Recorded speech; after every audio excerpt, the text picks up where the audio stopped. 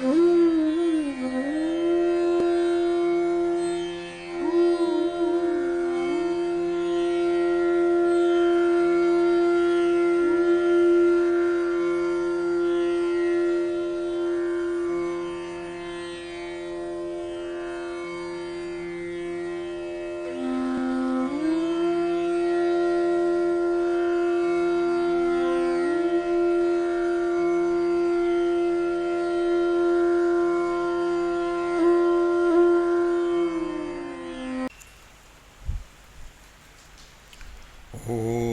सहना भवतु सहनौ भुनक्तु सह वीर्यं करवावहै तेजस्विनावधीतमस्तु मा विद्विषावहै। ॐ शान्ति शान्ति शान्तिः। ॐ पूर्णमदः पूर्णमिदं पूर्णात् पूर्णमुदच्यते पूर्णस्य पूर्णमादाय पूर्णमेवावशिष्यते। ॐ शान्ति शान्ति शान्तिः। विश्वं दर्पणदृश्यमाननगरे तुल्यं निजान्तर्गतं पश्यन्नात्मनि मायया बहिर्भूतं यथा निद्रया। यः साक्षात् कुरुते प्रबोधसमये स्वात्मानमेवाद्वयम् तस्मै श्रीगुरुमूर्तये नमः। इदं श्रीदक्षिणामूर्तये। वागीशायस्य वदने लक्ष्मीर्यस्य च वक्षसि यस्यास्ति हृदये संवित् तं नृसिंहमहं भजे। ॐ नमः परमहंसास्वादित चरणकमलचिन्मकरन्दाय भक्तजनमानसनिवासाय श्रीरामचन्द्राय विश्वसर्गविसर्गादि नवलक्षणलक्षितं श्रीकृष्णाख्यं परं धाम नमामतं। सच्चिदानन्दरूपाय विश्वोत्पत्त्यादिहेतवे तापत्रयविनाशाय श्रीकृष्णाय वयं नुमः। यं प्रव्रजन्तमनुपेतमपेतकृत्यं द्वैपायनो विरहकातर आजुहाव। पुत्रेदि तन्मयतया तरवोऽभिनेदुः तं सर्वभूतहृदयं मुनि संसारसागरे मग्नं लीनं मां करुणानिधे। कर्ममोहगृहीताङ्गं मामुद्धर भवार्णवात्। श्रीमद्भागवताख्योऽयं प्रत्यक्षः कृष्ण एव हि स्वीकृतोऽसि मया नाथ मुक्त्यर्थं भवसागरे। मनोरथो मदीयोऽयं सफलः सर्वथा त्वया निर्विघ्नेनैव कर्तव्यः दासोऽहं तव केशव। शुकरूपप्रबोधज्ञ सर्वशास्त्रविशारद एतत्कथाप्रकाशेन मदज्ञानं विनाशय। जन्माद्यस्य यतोऽन्वयादितरतः चार्थेष्वभिज्ञस्वराट् तेने ब्रह्महृदाय आदिकवये मुह्यन्ति यत्सूरयः तेजो वारिमृदां यथा विनिमयो यत्र त्रिसर्गो मृषा धाम्ना स्वेन सदा निरस्तकुहकं सत्यं परं धीमहि।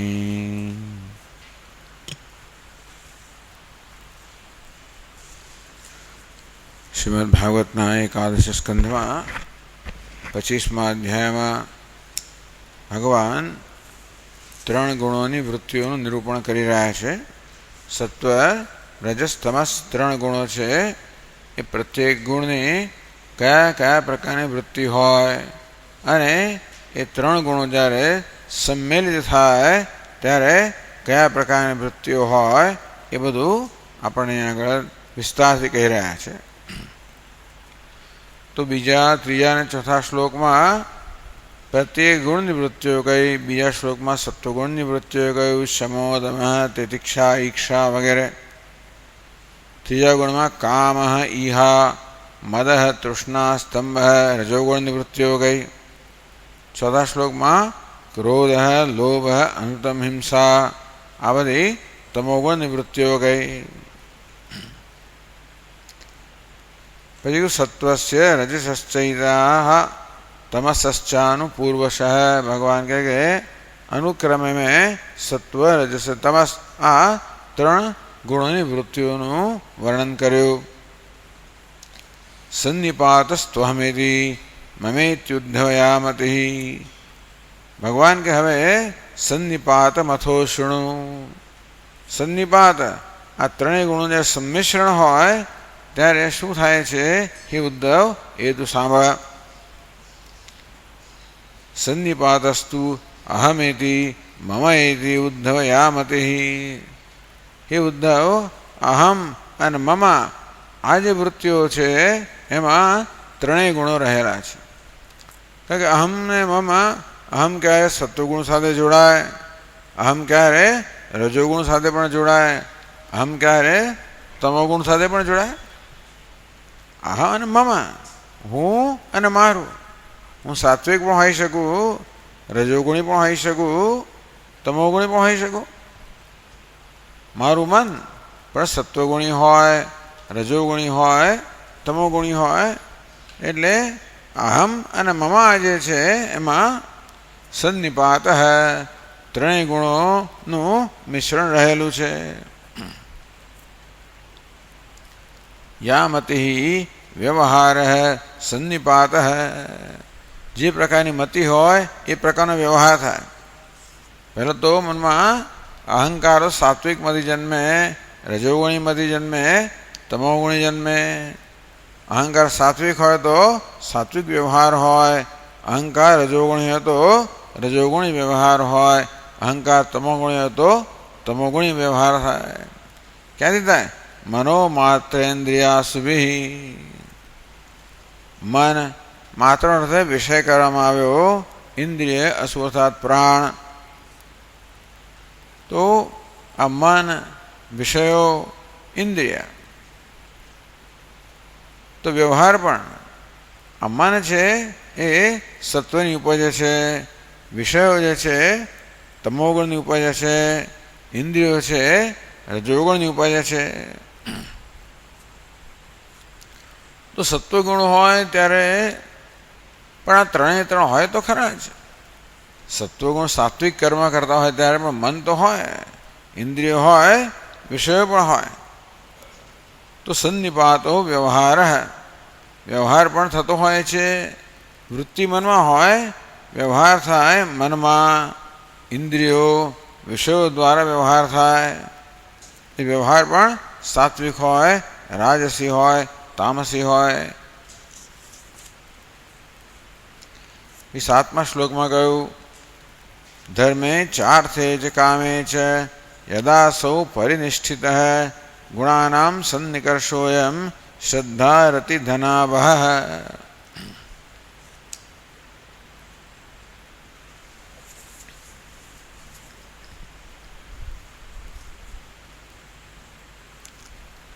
असौ पुरुषः यदा धर्मे च અર્થે ચ કામે ચ પરિનિષ્ઠિતો ભવતિ. ક્યારેક મનુષ્ય ધર્મમાં નિષ્ઠ હોય, ક્યારેક અર્થમાં નિષ્ઠ હોય, ક્યારેક કામમાં નિષ્ઠ હોય. તો સમજવું કે આ ધર્મ છે એ સત્વગુણ બતાવે છે, અર્થ છે તમોગુણ બતાવે છે, કામ છે રજોગુણ બતાવે છે. અયમ ત્રિષુ નિષ્ઠારૂપ ગુણાનામ સન્નિકર્ષ ગુણાનામ સન્નિપાત કાર્યમ. તો સત્વ, રજસ અને તમસ ત્રણેય ગુણો મળીને આ કાર્ય કરતા હોય છે. સાથે એનું ફળ શું મળે? શ્રદ્ધા રતિ ધનાભ. સાત્વિક તો શ્રદ્ધાની પ્રાપ્તિ થાય, ધર્મથી શ્રદ્ધાની પ્રાપ્તિ થાય, અર્થથી કામથી રતિની પ્રાપ્તિ થાય, અર્થથી ધનની પ્રાપ્તિ થાય.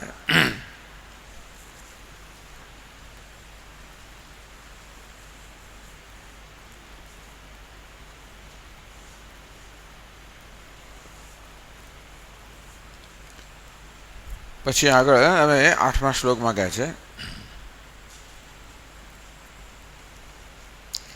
પ્રવૃત્તિલક્ષણે નિષ્ઠા પુમાન્યર્હિ ગૃહાશ્રમે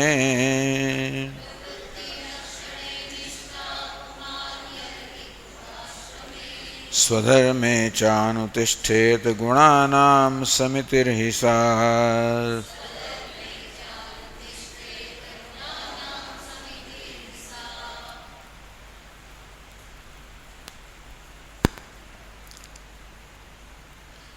પ્રવૃત્તિલક્ષણે નિષ્ઠા પુમાયહિ ગૃહાશ્રમે.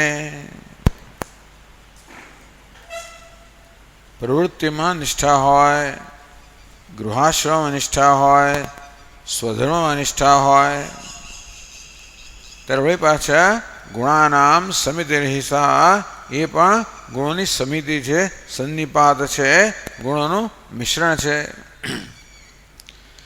પ્રવૃત્તિલક્ષણે કામ્ય ધર્મે યદા પુંસ નિષ્ઠા ભવતી.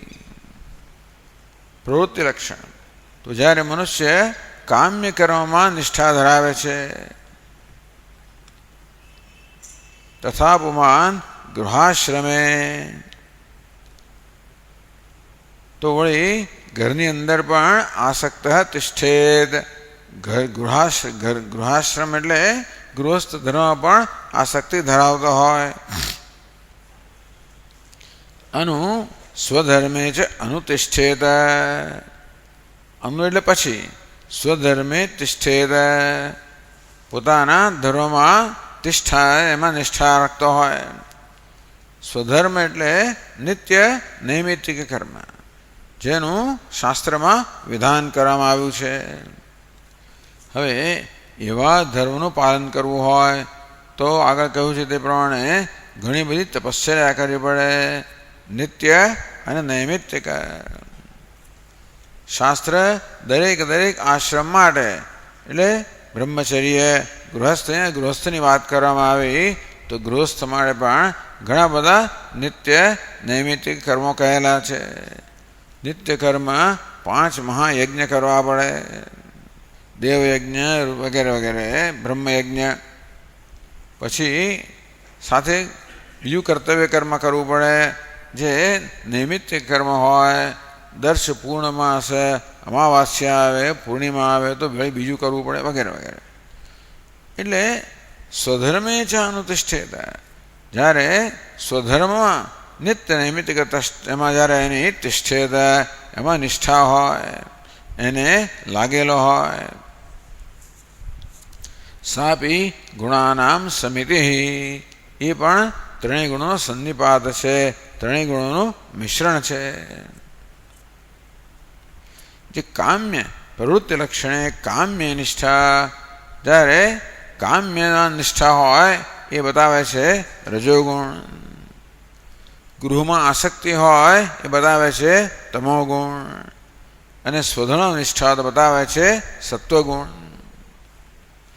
આ ભાગવતની આ પ્રકારની રીત છે, અને એની આખી ભાષા અને એની પદ્ધતિ પણ આ પ્રકારે છે કે તમારે અડધું પડતું તો બધું અનુમાન જોડવું જ પડે તમારે. ટૂંકમાં એટલે ગુણાનામ સમિતિ રહીસા એટલે અડધા અક્ષરમાં ભગવાન કહે છે. ટૂંકમાં આ ભાગવતની શૈલી એવી છે કે અડધા અક્ષરમાં કહે એટલે બાકીનું તમારે બધી ખાલી જગ્યાઓ પૂરવી પડે.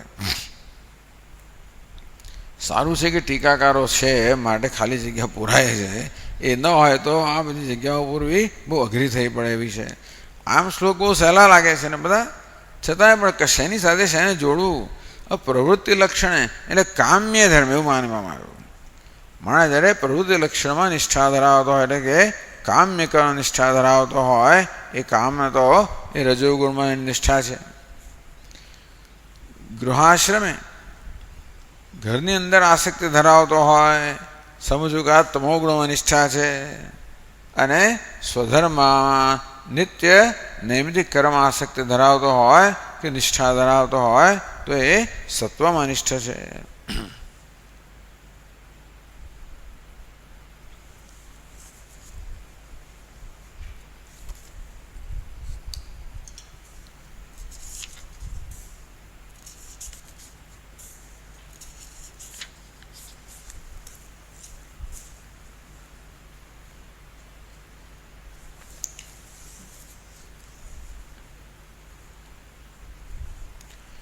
મિશ્રા મિશ્રા ગુણવૃત્તિ નિરૂપ્ય ભગવાન મિશ્ર અને અમિશ્ર.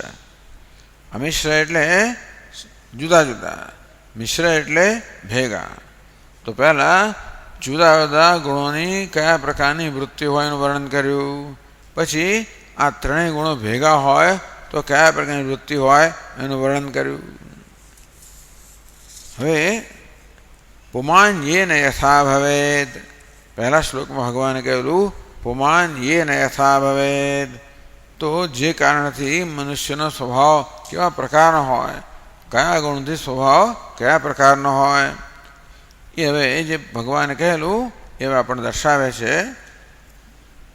9મા શ્લોકથી કહે છે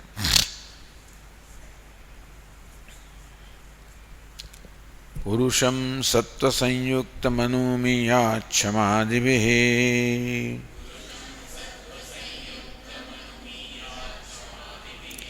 કામાદિભિરજોયુક્તં ક્રોધાદ્યૈસ્તમસાયુતમ.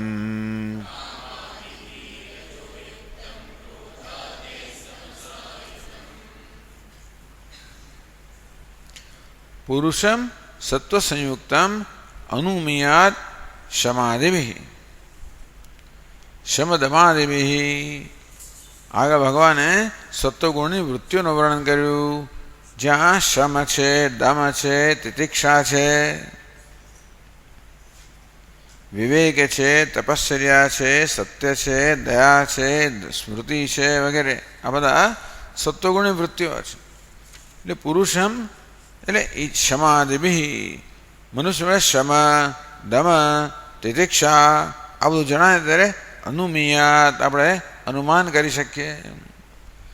માણસના મનમાં કયો ગુણ છે તો આપણે જોઈ શકતા નથી, પરંતુ એના બહારના વર્તન પરથી આપણે અનુમાન કરી શકીએ કે માણસ શાંત જણાતો હોય. દમ એટલે કે એનામાં આત્મસંયમ હોય. તિતિક્ષા એટલે કે સહનશક્તિ હોય. ઈચ્છા એટલે વિવેક હોય.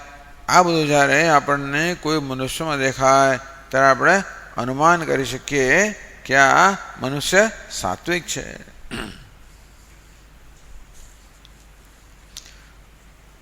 અનુમીયાત અનુમિનુયાત તેવી રીતે આ કામાદિભી કઈ વિભક્તિ છે?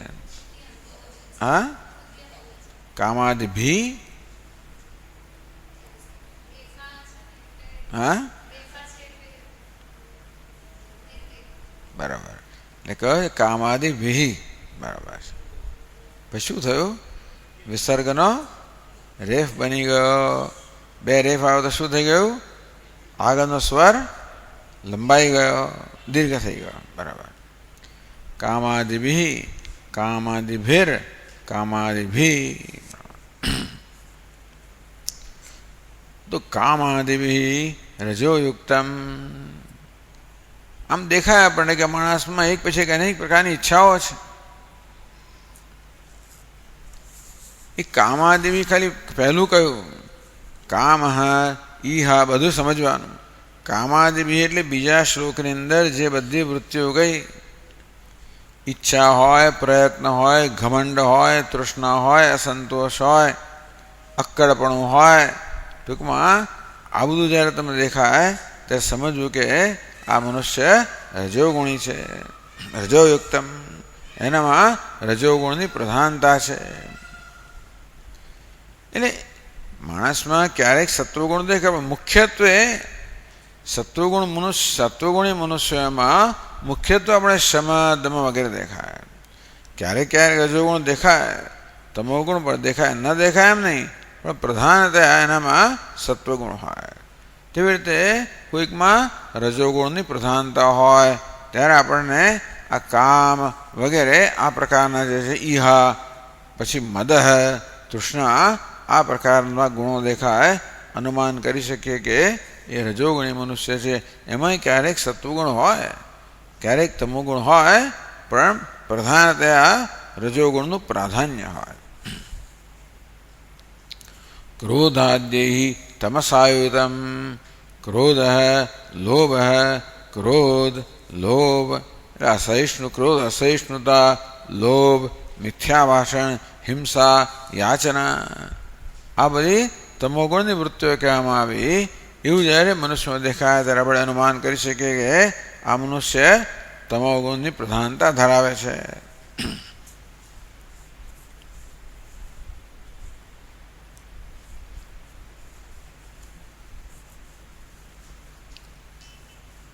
પછી આગળ કહે છે,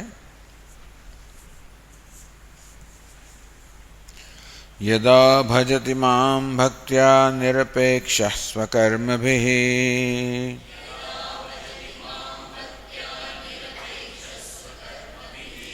તમ સત્વ પ્રકૃતિમ વિદ્યાત પુરુષમ સ્ત્રિયમેવ વા.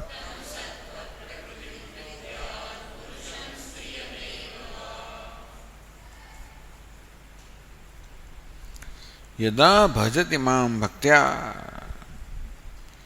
મનુષ્ય જ્યારે મને મારું ભક્તિપૂર્વક ભજન કરે,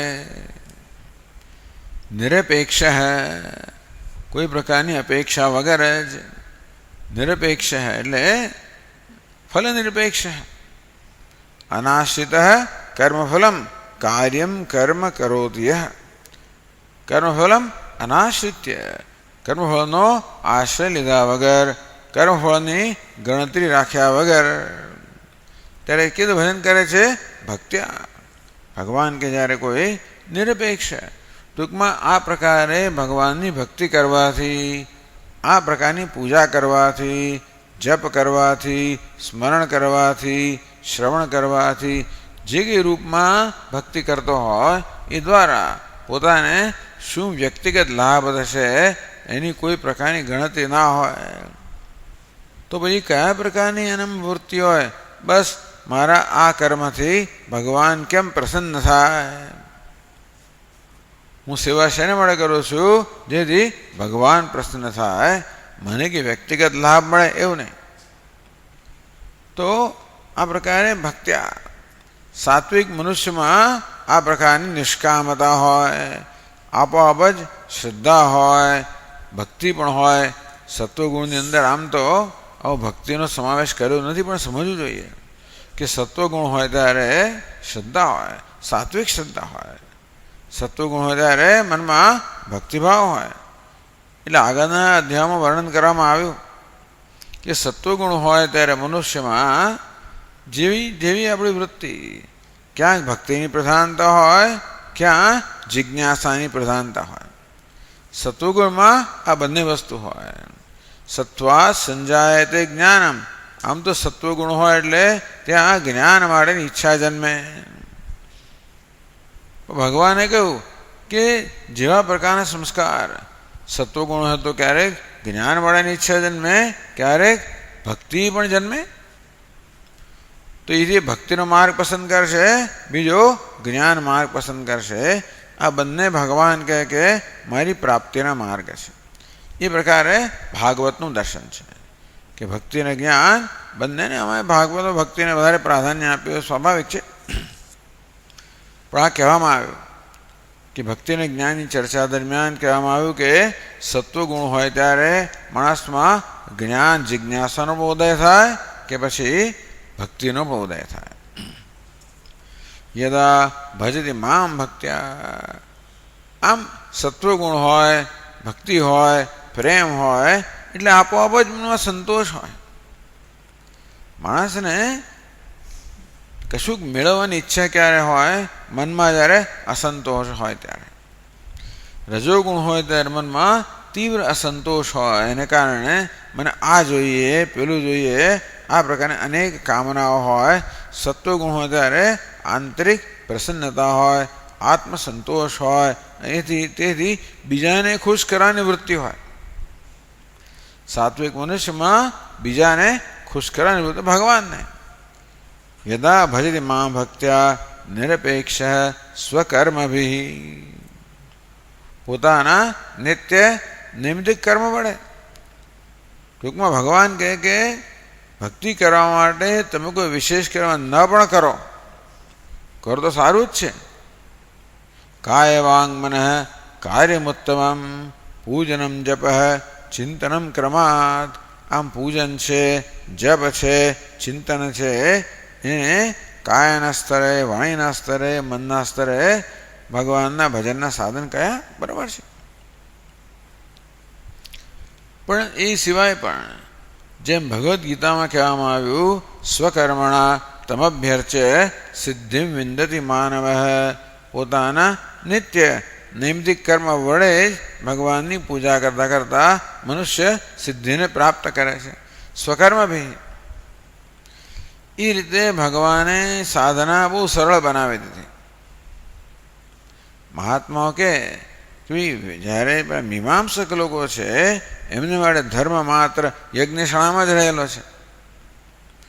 તમે એટલે ચોદના લક્ષણો ધર્મ. વેદમાં જે કર્મોનું વિધાન કરવામાં આવ્યું છે એને જ ધર્મ કહેવાય. વેદમાં યજ્ઞ યાગાદનું વિધાન કરવામાં આવ્યું હોય એ તમે કરો ત્યારે તમે ધર્મનું આચરણ કરો એમ કહેવાય. ભગવાન કે સ્વકર્મણા, પોતાનું કોઈ પણ કર્મ. યજ્ઞાર્થાત કર્મણોન્યત્ર લોકોયમ કર્મબંધન. બસ તમારામાં યજ્ઞની ભાવના હોય, આત્મસમર્પણની ભાવના હોય, ઈશ્વરાર્પણ બુદ્ધિ, ઈશ્વરને પ્રસન્ન કરવાની ભાવના હોય તો જે કોઈ કર્મ કરો એ કર્મ પણ ધર્મ બની જાય. એટલે ભગવાને ભગવદ્ ગીતામાં ધર્મનો ઘણો વ્યાપક અર્થ કર્યો. જે પૂર્વ કર્મકાંડ વગેરેમાં કંઈક મર્યાદિત હતો, ભગવાને એનો વ્યાપક અર્થ કર્યો. એટલે કે સ્વકર્મ ભી. અહીં પણ કહેવામાં આવ્યું કે પોતાના કર્મ વડે ફલ નિરપેક્ષ ભક્ત્યા સ્વકર્મ ભી ભજતી. પછી જે અર્પણ કરવું એ કરો.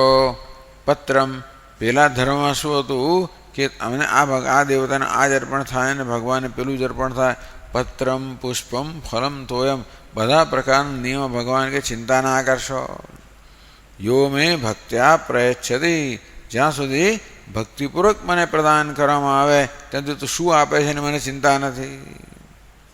તો શું આપે છે મને કોઈ રસ જ નથી, કારણ કે બધું મારું જ તું મને આપવાનું છે ને. માટે મને રસ શેમાં છે? તારામાં કયા પ્રકારની ભાવના છે. તમ સત્વ પ્રકૃતિ વિદ્યાત પુરુષમ સ્ત્રીયમેવ વા.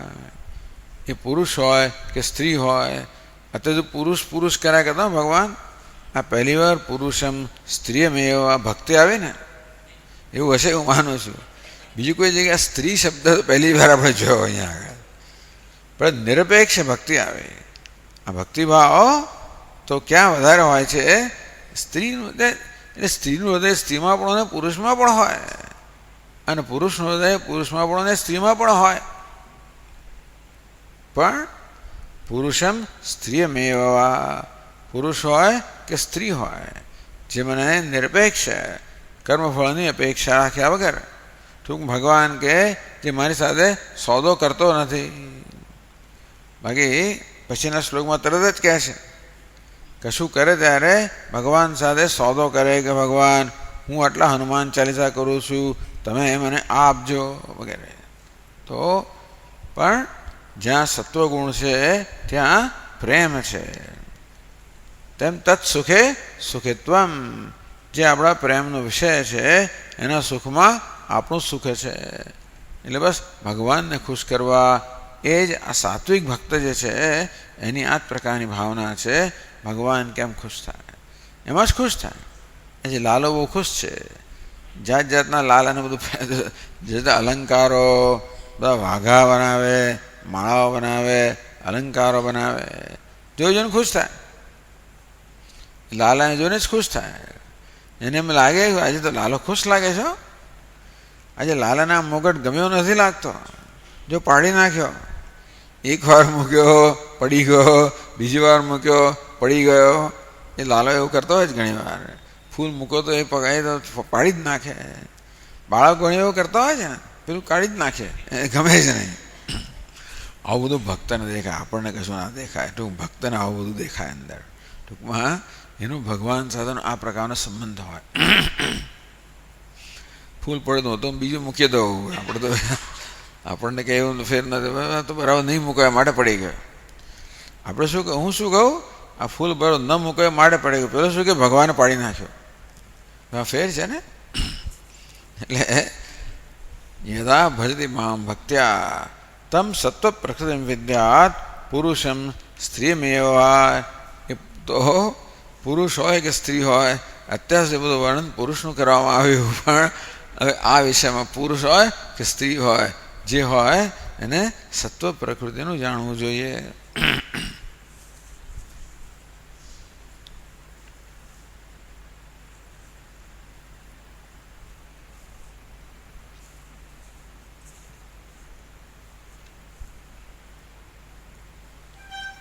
પછી આગળ કહે છે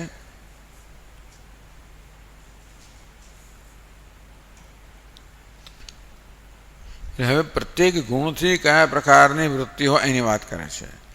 કયા પ્રકારની ભાવના હોય, કયા પ્રકારનું કર્મ હોય, કયા પ્રકારનું વર્તન હોય એ વર્ણન કરે છે. યદા આશિષ આશાસ્ય મામ ભજેત સ્વકર્મભિઃ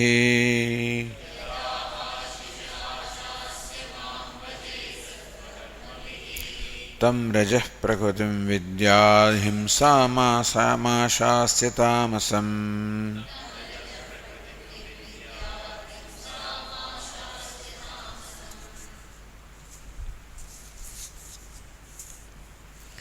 યદા આશિષ આશાસ્ય સ્વકર્મભિઃ મામ ભજેત. આશિષનો અર્થ વિષયાન કર્યો, વિષયો. આશ એટલે આશાના વિષયો. વિષયમાં આશાસ્ય અપેક્ષ્ય. આશાસ્ય આ અને શાસ એમાંથી આશાસ્ય અપેક્ષ્ય સંકલ્પ્ય એવો પણ અર્થ કરવામાં આવ્યો. તો આશાસ્ય સંકલ્પ્ય, મનમાં આ પ્રકારનો સંકલ્પ કરે. આશિષ આશાસ્ય તો વિષયાન, ટૂંકમાં ભોગના વિષયો જે છે, ઇન્દ્રિયના વિષય હોય કે આ વિષય એટલે ગમે તે વિષય હોય, અહંકારનો પણ હોય. એને સત્તા જોઈએ, કીર્તિ જોઈએ, પ્રતિષ્ઠા જોઈએ, અહંકારનો વિષય છે. એને ખાવા પીવાનું જોઈએ, ઇન્દ્રિયનો વિષય છે. લાગણીનો પણ વિષય હોય, બુદ્ધિનો પણ વિષય હોય. ચાલો આપણે બાલી જઈએ અને આ બધું જોવાનું, આ બધા આવી જાતની ઈચ્છાઓ જે હોય છે, લોકો ઘણા બધામાં ઘણો રસ ધરાવનારા હોય છે. દુનિયામાં ક્યાંય ક્યાંય ફરતા હોય છે, જાત જાતની બધો અભ્યાસ કરે. પછી ખાલી આપણે જેમ જઈને પાછો ના આવે, જરા પહેલાં અભ્યાસ કરે, એનો ઇતિહાસ, એની ભૂગોળ, એની સંસ્કૃતિ, આ બધામાં ઘણો રસ ધરાવનારા લોકો હોય છે. ખાલી ફરવાના માટે જનાર તો ઘણા બધા મોટાભાગના હોય છે, પણ કેટલાક એવા પણ હોય છે જેમને આ બધામાં રસ હોય કે ઇન્ડોનેશિયામાં કઈ સ્થળ, ત્યાં શું સંસ્કૃતિ છે, તને શું પડી છે, પણ એને એવી ઈચ્છાઓ થાય તો હા ત્યાં આગળ આ લોકોની સંસ્કૃતિ કેવી છે, એમનો ઇતિહાસ કેવો છે, આ મંદિર વળી કેવું છે, ક્યાં શું બનાવવામાં આવ્યું, આ બધી જે છે એ જ્ઞાન માટેની ઈચ્છા છે, એ બુદ્ધિની ઈચ્છાઓ છે આ બધી. એટલે બુદ્ધિના પણ વિષય હોય. નવું નવું જાણવાની ઈચ્છા જન્મે, નવું નવું વાંચવાની ઈચ્છા જન્મે, નવું નવું જોવાની ઈચ્છા જન્મે. આ બધી બુદ્ધિની ઈચ્છાઓ છે. અને મનની લાગણીની ઈચ્છાઓ, મિત્રો સાથે હોય વગેરે, આપણા પ્રિયજનો સાથે હોય, એ બધું કરવાની ઈચ્છા એ લાગણીની ઈચ્છા છે.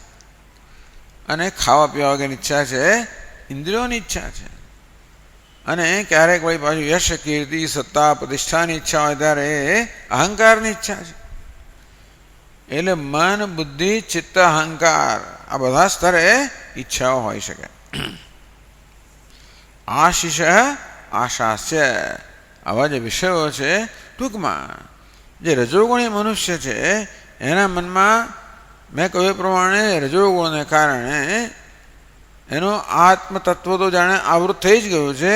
ત્યાં આગળ તીવ્ર અધ્યારોપ થાય છે. ત્યાં રજોગુણ છે ત્યાં જ્યાં સત્વગુણ હોય ત્યાં આગળ આવરણ નથી હોતું. પ્રકાશકત્વાત અહીં ભગવાન વર્ણન કરશે. સત્વગુણ છે પ્રકાશકમ અનામયમ, એમાં કોઈ આમય ના હોય, કોઈ શોક ના હોય, પ્રકાશક હોય. એટલે ત્યાં આગળ તમોગુણનું આવરણ ના હોય. અને તેથી આત્માનો સ્વભાવ જે છે એ વધારે સ્પષ્ટ વ્યક્ત થતો હોય. જેવી રીતે તળાવની અંદર જો જળ શાંત હોય, સ્વચ્છ હોય, તો પારદર્શક હોય, તો કેવી રીતે આપણું પ્રતિબિંબ પણ સ્પષ્ટ દેખાય, કે એનું તળિયું પણ સ્પષ્ટ દેખાય. તેવી રીતે સાત્વિક અંતઃકરણમાં આ પ્રકારે એટલે એને આનંદનો કે પ્રસન્નતાનો આપોઆપ જ અનુભવ થાય. એટલે પ્રસન્નતા માટે કોઈ બહાર પ્રયત્ન કરવાની કોઈ ઈચ્છા જન્મે જ નહીં. ત્યાં કોઈને પ્રસન્ન કરવાની ઈચ્છા જન્મે. આપણે અંદરથી ખુશ હોઈએ ને ત્યારે આપોઆપ જ કોઈને ખુશ કરવાની ઈચ્છા જન્મે છે. પણ અંદર જ્યારે રજોગુણ જ્યારે હોય ત્યારે અધ્યારોપ થતો હોય, એને કારણે પોતાની જે અપૂર્ણતા છે એનો તીવ્ર સભાનતા હોય. પોતાનામાં જે અધૂરપ છે, સત્વગુણ હોય ને ત્યારે પોતે કેવો ભાગ્યશાળી છે એવું મન વિચારે. કેટલા લોકો સ્વામી ભગવાને મારી લાયકાત કરતાં બહુ વધારે આપ્યું છે એવું માને. કેટલાકને ગમે તેટલું મળ્યું હોય પણ સંતોષ હોય જ નહીં. એટલે રજોગુણ જ્યારે હોય ત્યારે આવું હોય. પોતાની જે અધૂરપો હોય, જે પોતાની ઉણપો હોય, જે ન હોય એના પ્રત્યે ધ્યાન જાય. એનાથી જ માણસ પીડાય. અને કોઈને કોઈ રીતે એ અધૂરપો હોય, ઉણપો હોય, એને કેવી રીતે પૂરી કરવી એ માટે જ પ્રયત્નશીલ હોય. તેથી આશીષ આશાસ્ય, આમ વિષયોની આશાસ્ય અપેક્ષા સંકલ્પ્ય, એ વિષયોનો એટલે વિષયો એટલા માટે કે વિષય સુખનું સાધન છે. છેવટે માણસને સુખ જ જોઈતું હોય છે. પણ કારણ કે રજોગુણ છે તેથી એ વિષયો પર સુખનો અધ્યારોપ કરે છે, પોતાના પર અપૂર્ણતાનો અધ્યારોપ કરે છે, વિષયો પર સુખનો અધ્યારોપ કરે છે. આવું થઈ જાય. અને ભ્રમ કહો, અવિવેક કહો, મોહ કહો. અને તેથી એને સુખની ઈચ્છા છે. પણ કારણ કે વિષયને સુખના સાધન તરીકે જોવે છે માટે વિષયની ઈચ્છા જન્મે છે.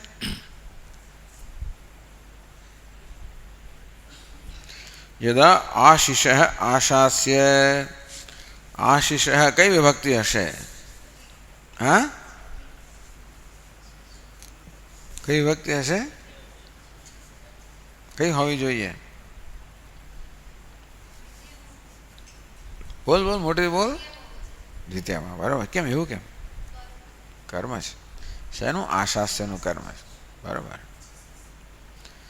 મામ ભજેત સ્વકર્મભિ, તો એ માણસ કંઈ પણ કર્મ કરે ત્યારે મનમાં આ પ્રકારની આશા હોય, અપેક્ષા હોય.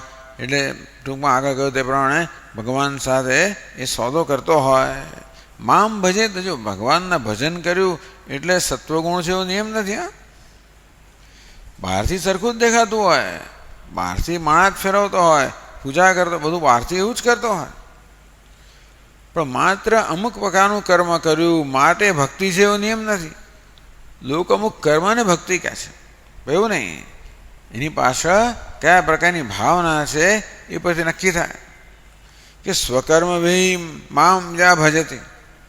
અહીં પણ સ્વકર્મ વિહિ મામ ભજેત એક વસ્તુ છે. ટૂંકમાં પોતાના કર્મથી મારું ભજન કરે એ સરખા દેખાય કર્મ તો, પણ એકમાં કેવું છે નિરપેક્ષ, એકમાં અપેક્ષા નથી. બેમાં શું છે આશીષ આશાસ્ય, આવા વિષય કે વિષય સુખની અપેક્ષા રાખીને. સ્વકર્મભિ મામ આરાધયેત મામ ભજેત, મારું ભજન કરે મારી આરાધના કરે. તમ રાજસમ વિદ્યાત તમ રજઃ પ્રકૃતિમ વિદ્યાત, એ અનુમાન કરી શકે કે માણસની પ્રકૃતિ રજોગુણી હશે.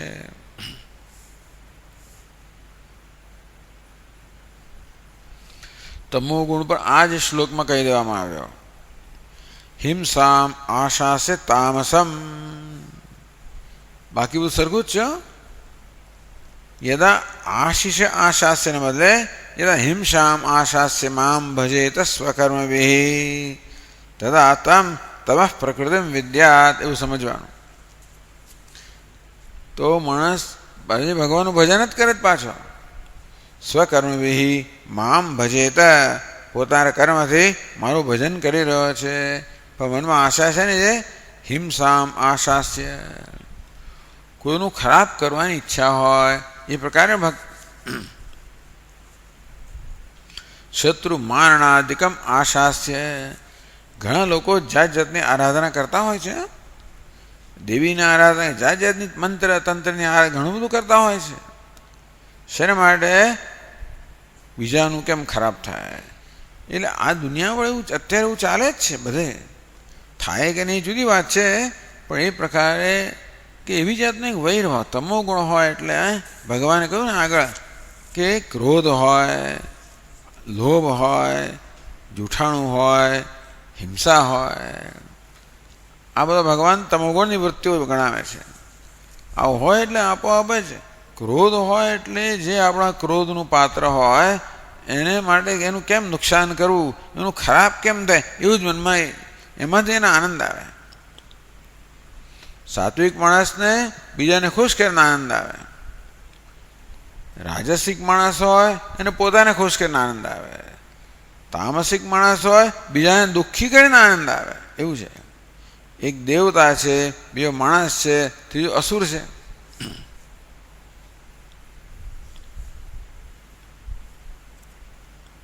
હિંસામ શત્રુમારણાદિકમ આશાસ્ય યો યથા મામ ભજેત તમ તામસમ વિદ્યાત. એને તામસ જાણવું જોઈએ, એ આપણે ખબર ના પડે. જો કે એટલે આમ આપણે અનુમાન કરી શકીએ કે મનુષ્ય કયા પ્રકારનો હશે એના બહારના વર્તન પરથી. એટલે આ વસ્તુ માણસનું અંદરનો જે સ્વભાવ છે ને એ જાણવા કળવા મુશ્કેલ છે. એ તકલીફ છે આપણા આ વર્ણાશ્રમ ધર્મની અંદર. વર્ણનો નિર્ણય તો મનુષ્યના સ્વભાવથી થાય. ચાતુર્વર્ણ્યમ મયા સૃષ્ટમ ગુણકર્મ વિભાગ છે. જે પ્રકારનો ગુણ હોય એ પ્રકારે કર્મનો વિભાગ થાય. એવો એક આદર્શ છે. પણ માણસના ગુણને પણ પરખવો કેવી રીતે? એના માટે કોઈ કસોટી નથી. જેમ પરખી શકીએ અનુમાનનો વિષય છે. અને તેથી તોય માણસ દંભ કરતો હોય એટલે બહારથી જાત જાતનું વર્તન કરતો હોય તો આપણે અનુમાન પણ ના કરી શકીએ ખરેખર કે અંદરથી કેવું હશે. કહેવાનો વાત એ છે કે આ પ્રકારે વર્ણનો નિર્ણય કરવાનો બહુ મુશ્કેલ છે. જે પ્રકારની ભાવના વર્ણાશ્રમ ધર્મની પાછળ છે એ ભાવનાનો અમલ કરવો મુશ્કેલ એટલા માટે છે કે માણસનો અંદરનો સ્વભાવ કેવો છે એનું અનુમાન કરવું મુશ્કેલ છે. તો કે સાત્વિક મનુષ્ય અનુમાન કદાચ કરી શકે પણ બીજા અનુમાન ન કરી શકે. એટલા માટે પછી નક્કી કર્યું કે જન્મ પરથી આ વર્ણ નક્કી થશે કે ચાલો કર્મનો નિયમ બરોબર કામ કરશે. કર્મ નિયમ એવું બતાવે છે કે માણસનો જ્યાં જન્મ થાય એના કર્મ પ્રમાણે થાય અને એના કર્મને ભોગવવા માટે યોગ્ય વાતાવરણમાં જ એનો જન્મ થાય. અને તેથી બ્રાહ્મણના કુટુંબમાં જન્મેલો એ બ્રાહ્મણ સ્વભાવ ધરાવતો હશે એવું આપણે અનુમાન કરી શકીએ કર્મના નિયમથી. એવું હશે ખરું? કોઈ જમાનામાં એવું હશે, પણ જ્યારે પછી બધું વર્ણસંકર થવા માંડ્યું પછી કોઈ જાતનો નિયમ જ્યાં લાગુ ના પડે એટલે આ પ્રકારે વર્ણાશ્રમ વ્યવસ્થા ઘણી બધી ભાંગી પડી અથવા તો આમાં ઘણા દૂષણો પ્રવેશી ગયા.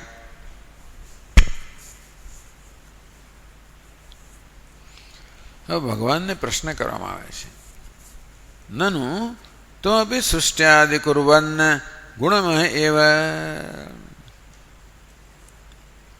કે ભગવાન આ પણ તવાપી ગુણવશેન કર્તૃત્વ અવિશેષાત. ભગવાન આપ પણ કર્મ કરો છો ને, જગતનું સર્જન કરો છો, પાલન કરો છો, નિયમન કરો છો, સંહાર કરો છો, તો અભી સૃષ્ટ્યાદિ કુર્વન ગુણમય એવ, એવું ખરું ને? સર્જન કરવા માટે રજોગુણની પ્રધાનતા જોઈએ, પાલન કરવા માટે સત્વગુણની પ્રધાનતા જોઈએ, સંહાર કરવા માટે તમોગુણની પ્રધાનતા જોઈએ. મહારાજ આપ પણ ગુણમય છો, આપ પણ આવા સત્વ રજસ તમસ એ ગુણ ધરાવનારા જ છો ને, તો એ કામ કરી શકો ને. અને વળી એ પણ કહે કર્તૃત્વ અવિશેષાદ, આપ સર્જક છો. સર્જક એટલે શું? સર્જનનું કર્મ કરનાર. પાલક છો, સંહારક છો, એટલે સર્જનરૂપી કર્મના કરતા, પાલનરૂપી કર્મના કરતા, સંહારરૂપી કર્મના કરતા ભગવાન કર્તૃત્વ આપના પણ છે. તો પછી કસ્તવ જીવાદ વિશેષ યેન મામ ભજેતે ઇતિ મુહુર્બ્રુષે ઇતિ. તો મહારાજ આપનામાં ને જીવમાં ફેર શું? આપણા 3 ગુણ ધરાવનારા છો અને 3 ગુણથી પ્રેરાઈને કર્મ કરનારા છો, અને જીવાત્મા પણ 3 ગુણ ધરાવનારો છે, એ પણ 3 ગુણથી પ્રેરાઈને કર્મ કરતો હોય તો આપનામાં એમનો ફેર શું? કેન વિશેષણ ત્વમ સેવ્ય જીવસ્તુ સેવક ઇતિ નિયમ. ભગવાન આપણામાં એવો શું વિશેષતા છે કે જેને કારણે આપ સેવ્ય છો? સેવ્ય એટલે શું? જેનું સેવન કરવું જોઈએ, અને જીવ સેવક છે. અને આખો દોડો મામ ભજેતી મામ ભજેત એવું કેમ ક્યાં કરો છો? એ તો કહે છે કે ભાઈ મામ ભજ મુહુબ્રુ છે. એક વાર નહીં, 2 વાર નહીં, 3 વાર ક્યાં કરો છો કે મનુષ્ય મારું ભજન કરે, મારું ભજન કરે. પણ આપનામાં ભજન કરવા, આપનું ભજન થવું જોઈએ, એનામાં આપનામાં શું વિશેષતા છે?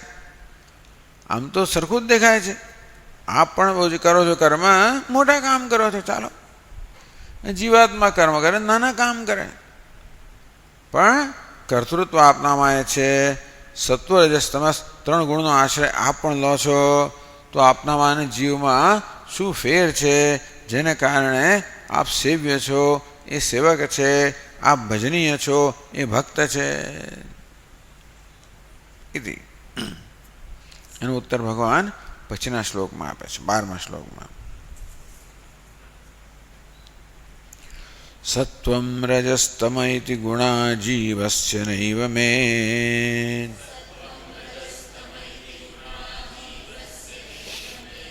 ચિત્તજાયેસ્તુ ભૂતાનાં સજ્જમાનો નિબધ્યતે.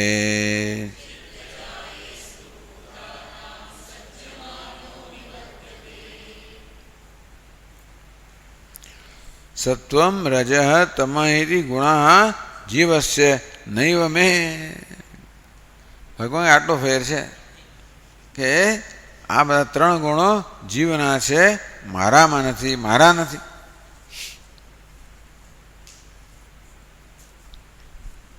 સત્વાદયો ગુણા જીવસ્યૈવ બંધકાઃ ભવન્તિ, મમ બંધકાઃ ન ભવન્તિ.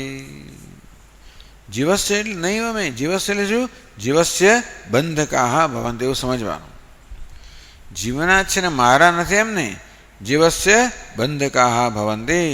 આ ત્રણ ગુણો છે એ જીવને બંધન કરનારા થાય છે. નતુ મમ, ટૂંકમાં આ ત્રણ ગુણો પણ મને બંધન કરનારા થતા નથી એમ કહે છે. જીવસ્ય, જીવના છે ને મારા નથી એમ નહીં, પણ આ ત્રણ ગુણો જીવને જ બંધન કરનારા છે, મને બંધન કરનારા નથી.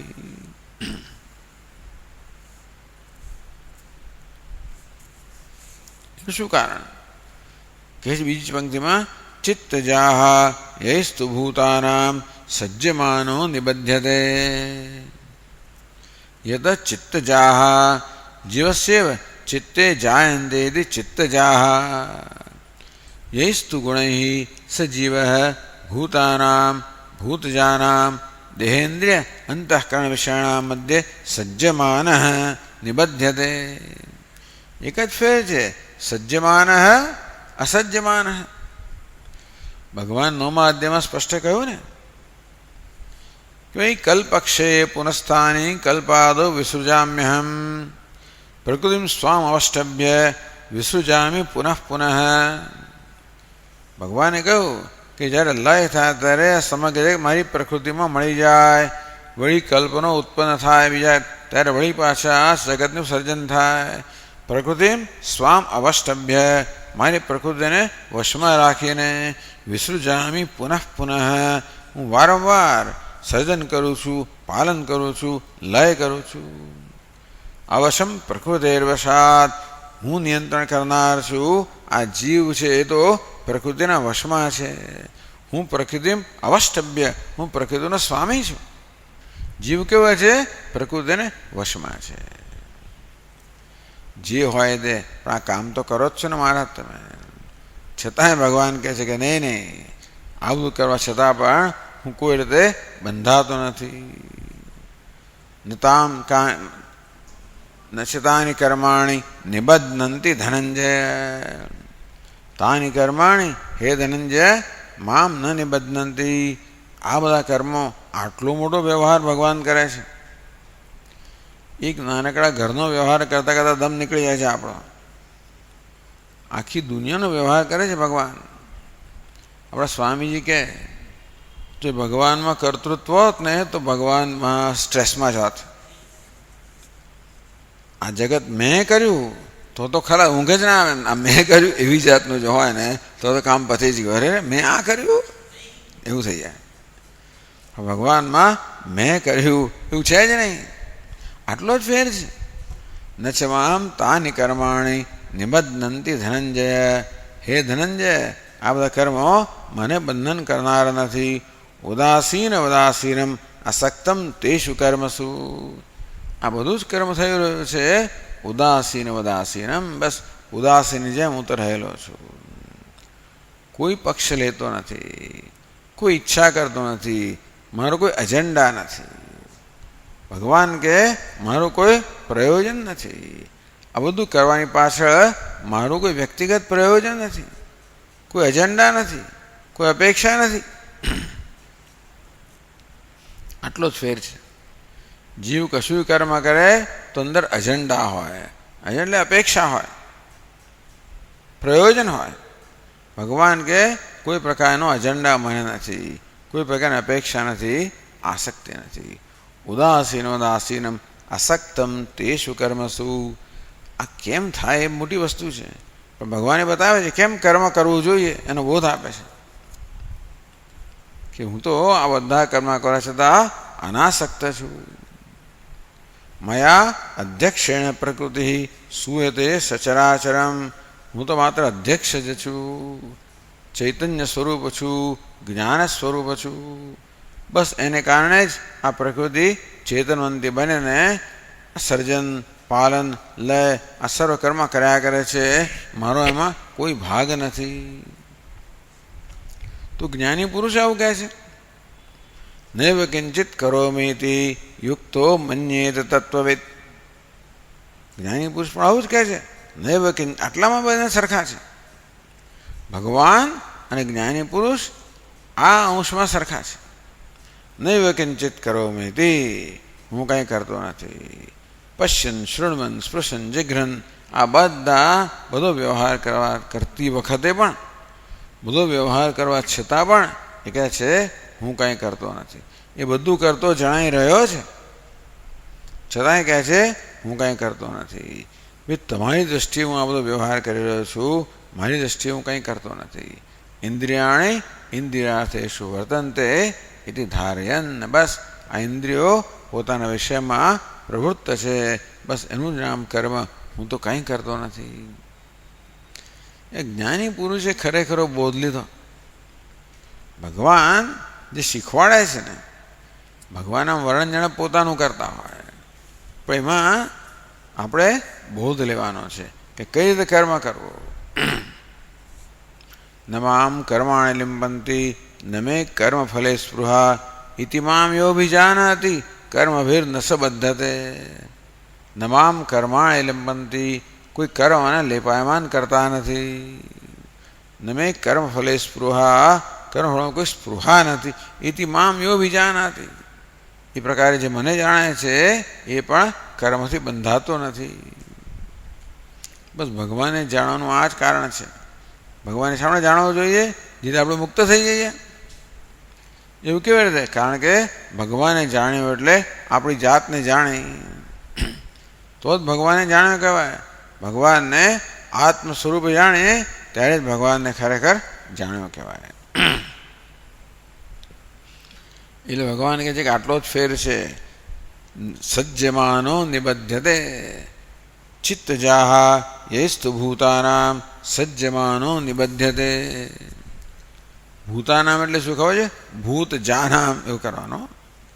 ભૂતાનામ એટલે શું? ભૂતમાંથી જન્મેલા. કોણ છે? દેહેન્દ્રિય અંતઃકરણ વિષયાણામ મધ્ય સજ્જમાન. એટલે ભૂતાનામ સજ્જમાન એટલે શું? ભૂત જાનામ મધ્ય સજ્જમાન એવું છે. ભૂતાનામ એટલે શું? એટલે અહીંયા કહેવામાં આવ્યું કે આ ષષ્ઠી છે ને ભૂત સપ્તમ્ય અર્થે ષષ્ઠી. ભૂતાનામનો અર્થ શું કરવાનો? સપ્તમી એટલે શું કરવાનો? ભૂતેષુ. હા, ભૂતેષુ સજ્જમાન. બોલા આવું એટલે સપ્તમ્ય અર્થે ષષ્ઠી. હવે ભૂતેષુ લખ્યો તો શું જવાનું, પણ ભૂતાનામ લખ્યું ટૂંકમાં. એટલે ઘણી બધી વસ્તુઓ આપણા પર છોડતા હોય છે કે જુઓ તો ખરા તમે મને સમજી શકો છો કે નહીં. એવી એક અહીંયા પડકાર છે, સતત ચેલેન્જ જ છે. ચિત્તજાહ યૈસ્તુ ભૂતાનામ એટલે ભૂતેષુ સજ્જમાન. અથવા ભૂતાનામ એટલે શું અર્થ કર્યો? ભૂતાનામ ભૂત જાનામ, ભૂતમાંથી એટલે કે પંચમહાભૂતમાંથી જન્મેલા. કોણ જન્મ્યું છે? દેહ ઇન્દ્રિય અંતઃકરણ વિષયાણામ. એ પાછા વિષયો, ભૂતમાંથી જન્મેલા વિષયો, પંચમહાભૂત જન્મેલા વિષયો, દેહના વિષયો, ઇન્દ્રિયના વિષયો, અંતઃકરણના વિષયો, દેહ ઇન્દ્રિયમાં એમના વિષયોમાં પણ સજ્જમાન આસક્તિમ કુર્વન. એ બધામાં આસક્ત કરવાને કારણે આ જીવ છે નિબધ્યતે એ બંધાય છે. બસ આટલો જ ફેર છે. મમ તો ગુણ નિયંતૃત્વેન તત્પારવશ્ય ભાવાત ન ક્વાપી આસક્તિ ન ચ બંધ. બસ ભગવાન કહે છે હું તો ગુણનો નિયંતા છું. કહ્યું ને પ્રકૃતિમ સ્વામ અવષ્ટભ્ય વિસૃજામી પુનઃ પુનઃ. મારી પ્રકૃતિને વશમાં રાખીને, એટલે બધાએ ગુણોને વશમાં રાખીને, ટૂંકમાં ભગવાનને પણ સર્જન કરવું હોય ત્યારે સત્વગુણનો આશ્રય લેવો પડે. પણ સત્વગુણને નિયંત્રણમાં રાખીને કરે છે. પાલન કરવા માટે ભગવાને પણ તો સર્જન કરવા માટે રજોગુણનો આશ્રય લેવો પડે, પાલન કરવા માટે સત્વગુણનો આશ્રય લેવો પડે, સંહાર કરવા માટે તમોગુણનો આશ્રય લેવો પડે. પણ પ્રકૃતિમ સ્વામ અવષ્ટભ્ય, મારી પ્રકૃતિને નિયંત્રણમાં રાખીને એ રજોગુણ સત્વગુણ તમોગુણ બધાને નિયંત્રણમાં રાખીને કરનારે આટલો જ ફેર છે. જ્યારે જીવાત્મા કર્મ કરતો હોય ત્યારે અવશમ પ્રકૃતિર્વશાદ. આ જીવ કેવો છે? પ્રકૃતિના વશમાં છે. એ સાત્વિક કામ કરતો હતો, સત્વગુણ એની પાસે કરાવે છે. રજોગુણી કર્મ કરે, રજોગુણ કરાવે છે, તમોગુણ કરાવે છે. આટલો જ ફેર છે કે ભગવાન આ બધા ગુણોનો નિયંતા છે, આ જીવ છે એ ગુણોથી નિયમ્ય છે. આટલો જ ફેર છે. ભગવાન માયાનો સ્વામી છે, આ જીવાત્મા માયાનો પ્રકૃતિનો સેવક છે. બધા આટલો જ ફેર છે. થોડો આસમાન જમીનનો ફેર થઈ ગયો આટલા ફેરમાં.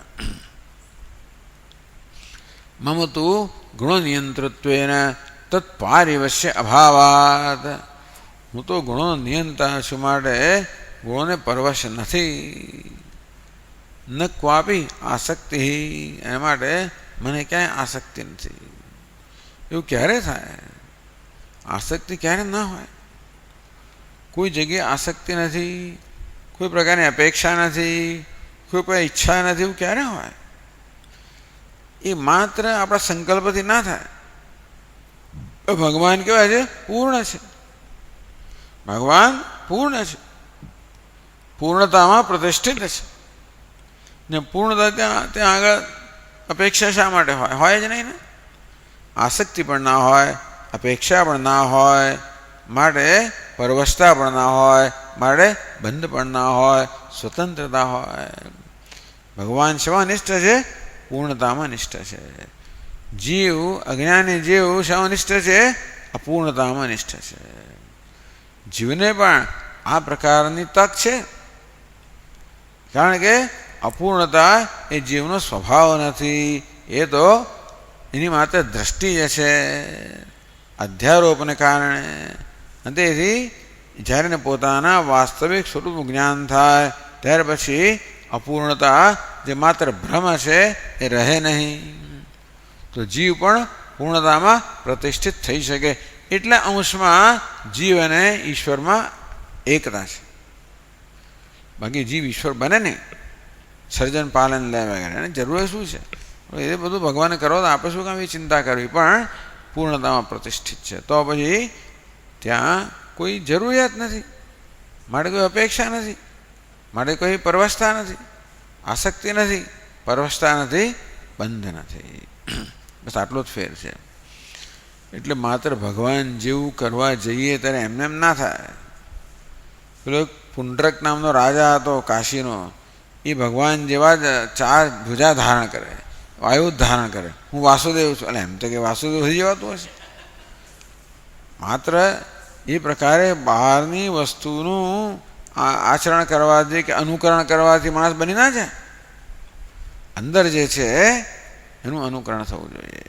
એટલા જ ભગવાન વારંવાર આપણને સ્થિત પ્રજ્ઞના કે ભક્તના કે જ્ઞાનીના લક્ષણોનું વર્ણન કરતા હોય છે, જેથી એને માટે જે લક્ષણ છે, પ્રયત્ન રહિત છે, એ આપણે માટે પ્રયત્ન કરીને પ્રાપ્ત કરવાનું રહે. આમ ભગવાન આ 3 ગુણોનું વર્ણન કરી રહ્યા છે. આપણે આગળ જોઈશું. ઓમ પૂર્ણમદઃ પૂર્ણમિદં પૂર્ણાત પૂર્ણમુદચ્યતે પૂર્ણસ્ય પૂર્ણમાદાય પૂર્ણમેવાવશિષ્યતે. ઓમ શાંતિ શાંતિ શાંતિ. સચ્ચિદાનંદરૂપાય વિશ્વોત્પત્યાદિહેતવે તાપત્રય વિનાશાય શ્રીકૃષ્ણાય વયં નમઃ. જન્માદ્યસ્ય યતોન્વયાદિતરતઃ ચાર્થેષ્વભિજ્ઞસ્વરાટ્ તેને બ્રહ્મહૃદાય આદિકવયે મુહ્યન્તિ યત્સૂરયઃ. તેજો વાયુર્મૃદાં યથા વિનિમયો यत्र त्रिसर्गो मृषा धाम्ना स्वेन सदा निरस्तकुहकं सत्यं परं धीमहि। ॐ शान्ति शान्ति शान्तिः। हरिः ॐ श्रीगुरुभ्यो नमः। हरिः ॐ।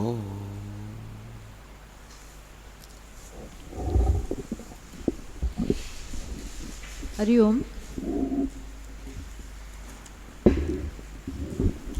બધા જ